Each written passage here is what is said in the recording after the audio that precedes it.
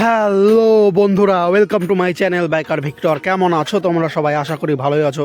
তো বন্ধুরা, আমি এখন আছি চাকদহে। আর আজকের এই ভিডিওতে আমি তোমাদের চাকদহ চৌমাথার ফ্লাইওভারের কাজের আপডেট দেবো।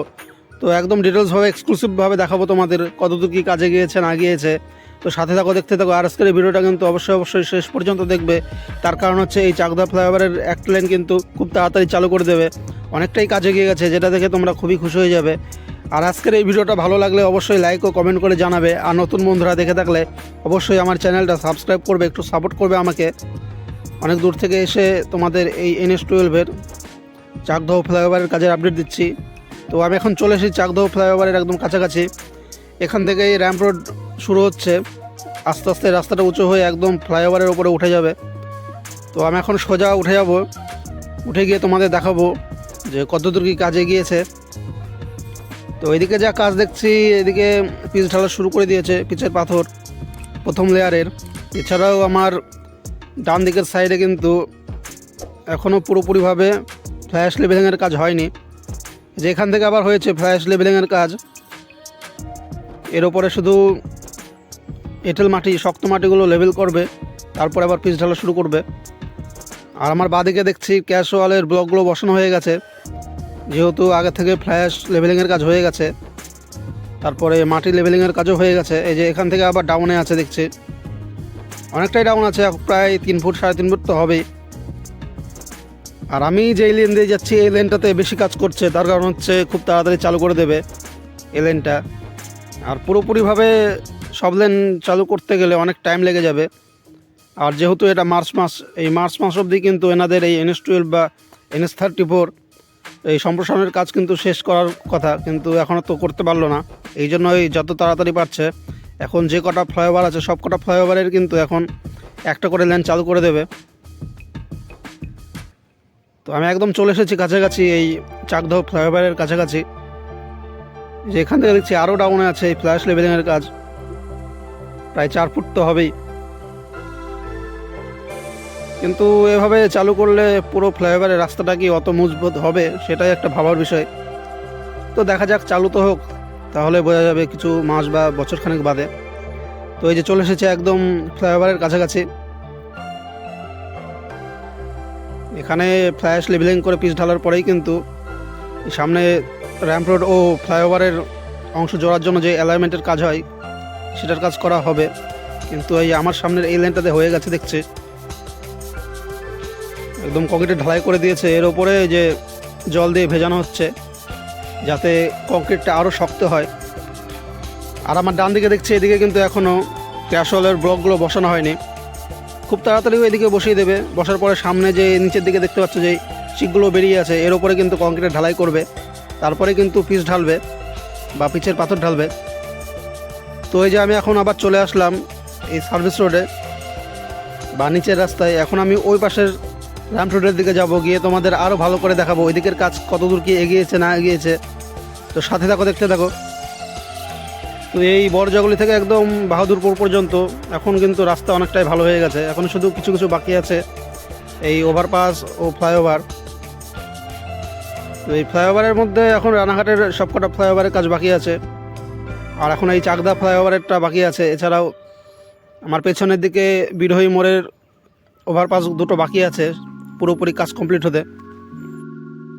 তো এই বড়জগলি থেকে একদম বাহাদুরপুর পর্যন্ত এই 67 কিলোমিটার রাস্তার মধ্যে এখন 4 লেন রাস্তা কিন্তু একদম ভালো হয়ে গেছে, খুবই ভালো রাস্তা, এখন কোনো সমস্যা নেই। কিন্তু কিছু কিছু ওভারপাস ও ফ্লাইওভার বাকি আছে এখনও। তো এইগুলো চালু হয়ে গেলে এই রাস্তা দিয়ে যাতায়াত করতে আরও সুবিধা হয়ে যাবে। যেসব বন্ধুরা এই সব রাস্তা দিয়ে যাতায়াত করে মানে অনেক আরামে যেতে পারবে। রানাঘাটের একটা লেন চালু হয়ে যাবে খুব তাড়াতাড়ি, একটা করে ফ্লাইওভারের লেনগুলো চালু হয়ে যাবে, তাহলে আরও সুবিধা হয়ে যাবে। তারপরে যখন পুরোপুরিভাবে চালু হয়ে যাবে তখন তো আরও ভালো হয়ে যাবে। আর এদিকে সার্ভিস রোডে দেখছি স্পিড ব্রেকার দেওয়া আছে, এই পাশে ওই পাশে দুটো লেনেই দেওয়া আছে। কিন্তু এই পাশের সার্ভিস লেনগুলো ভালো আছে বেশ, কিন্তু আমার ডান দিকের ওই সাইডের লেনটাতে কিন্তু সার্ভিস রোডের অবস্থা খুবই খারাপ, বেশ বড় বড় গর্ত হয়ে গেছে। এছাড়াও এই রাস্তার পিচের পাথরগুলো উঠে গেছে। তো তোমরা যখন এই কৃষ্ণনগরের দিক থেকে কলকাতার দিকে যাবে তখন একটু সাবধানে যাতায়াত করবে। যখন রাত্রে যাতায়াত করবে তখন একটু বেশি করেই সাবধানভাবে যাতায়াত করবে। এই তো আর কিছুদিনের অপেক্ষা, তারপরেই তো এই এক সাইডের লেন চালু করে দেবে, তখন এতটা অসুবিধা হবে না এই রাস্তা দিয়ে যাতায়াত করতে। তো যাই হোক, এই যে চলে এসেছে এখন এই পাশের র্যাম্প রোডের দিকে।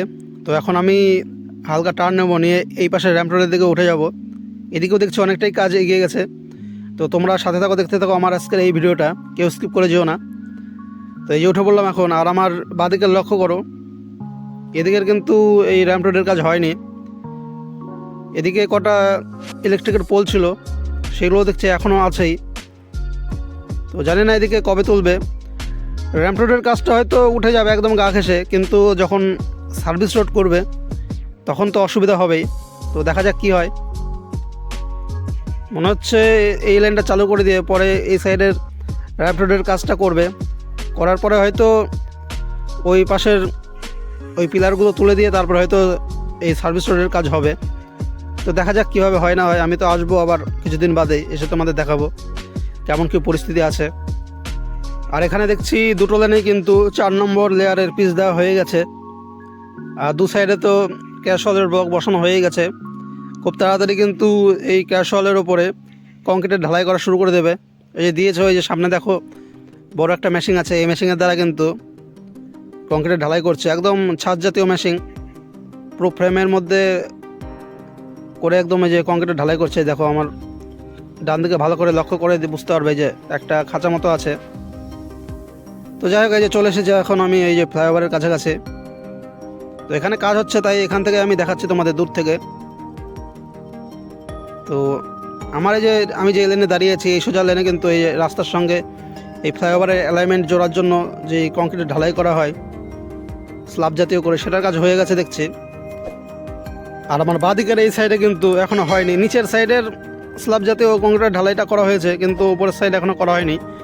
যেহেতু আমি যে লেনে দাঁড়িয়েছি এই লেনটা সবার আগে চালু করে দেবে, এই জন্য কিন্তু কাজটা করছে বেশি এই সাইডের লেনে। তো এই যে আমি আবার ঘুরে গেলাম, এখন নিচের দিকে নামছি, এখন বাড়ির দিকে এগোচ্ছি আমি এখন। আর ওই সাইডেও কংক্রিটের ঢালাই করবে, আজকে হয়তো এই সাইডের ঢালাইটা করবে, কালকে হয়তো ওই পাশের কংক্রিটের ঢালাই করবে, এভাবেই কাজ করবে। আর এই যে আমার বাঁদিকে লক্ষ্য করো, বড় বড় পাইপ আছে এখানে, এগুলো সব ইলেকট্রিকের সাপ্লাই হবে। এই কংক্রিটের ঢালাই করার পরে ক্র্যাশওয়ালের ওপরে তারপরে কিন্তু স্ট্রিট লাইটের পোল বসানো হবে বা স্ট্রিট লাইট লাগানো হবে। তো বন্ধুরা, এই তো ছিল আজকের চাকদহ ফ্লাইওভারের কাজের আপডেট। কেমন লাগলো আজকের এই ভিডিওটা লাইক ও কমেন্ট করে অবশ্যই জানিও। আর নতুন বন্ধুরা দেখে থাকলে অবশ্যই আমার চ্যানেলটা সাবস্ক্রাইব করে একটু সাপোর্ট করো আমাকে। তো ততক্ষণের জন্য বাই বাই, সবাই সুস্থ থেকো, ভালো থেকো।